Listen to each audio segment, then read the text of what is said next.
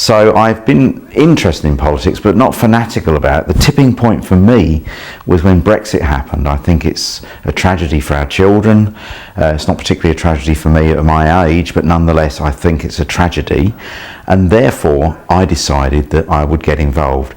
I only decided to get involved about 3 weeks ago when someone said I should actually stand as a candidate, and I thought it was a joke. And then they raised some money to put me up as a candidate for UCAT.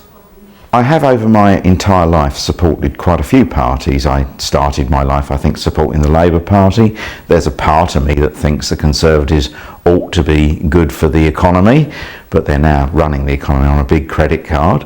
And I have recently been politically homeless. Well, about 2.5 years ago, I started for a laugh a thing called Cats Against Brexit Mayhem on Facebook, and people would put their cats up there and they would sort of scratch people or say that what they were going to do, just a laugh. And it's been dormant. The cat has been sleeping for about 2.5 years, and then just about a month or so ago we decided to make candidates for all the Brexit Party candidates. We would stand a cat in every region, and the idea was to simply frighten the other candidates online, and there wasn't be much of an impact, but it would just be a sort of crazy social media thing.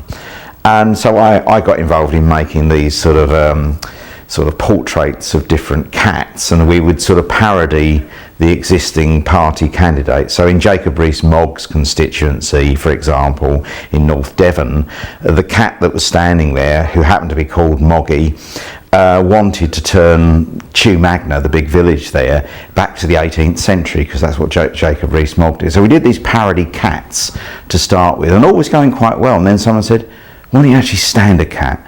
And I said, oh no, nobody will ever support that. And within about 3 hours later, I had 700 quid.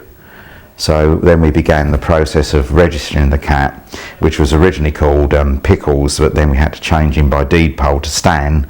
And Stan has changed many, many times because my wife is allergic to cats. So I have to borrow my cats for the campaign.